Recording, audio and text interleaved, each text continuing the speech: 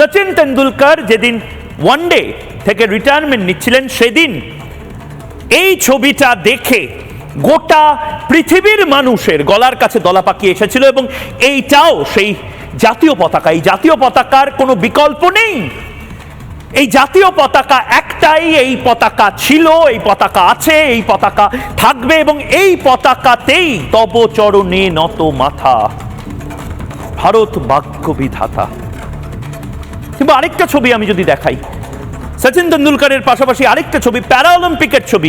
দেখুন, এই গর্বের মুহূর্ত, এটার কোনো বিকল্প থাকতে পারে না। এই পতাকার কোনো বিকল্প নেই। যখন সবার উপরে আমাদের ভারতের পতাকা, সেই ভারতের পতাকা যখন সবার উপরে দেখুন যেভাবে উঠছে, গর্বের সাথে আমার এখনো গায়ে কাঁটা দিচ্ছে। সারা পৃথিবীর সামনে, বিশ্ব দরবারে যখন আমাদের পতাকা এভাবে সবার উপরে ওঠে, তখন আমরা দেখতে যাই না কে বাঙালি, কে গুজরাটি, কার বাংলার পতাকা নিয়ে আবেগ আছে, কার মধ্যপ্রদেশের পতাকা নিয়ে আবেগ আছে, কর্ণাটকের পতাকা নিয়ে আবেগ আছে। আমরা একটা জিনিসই দেখি, আমরা সবাই ভারতীয়, এবং আমাদের ভারতের এই পতাকাই আসলে 140 কোটি মানুষকে একই সুতোয় বেঁধে রেখেছে।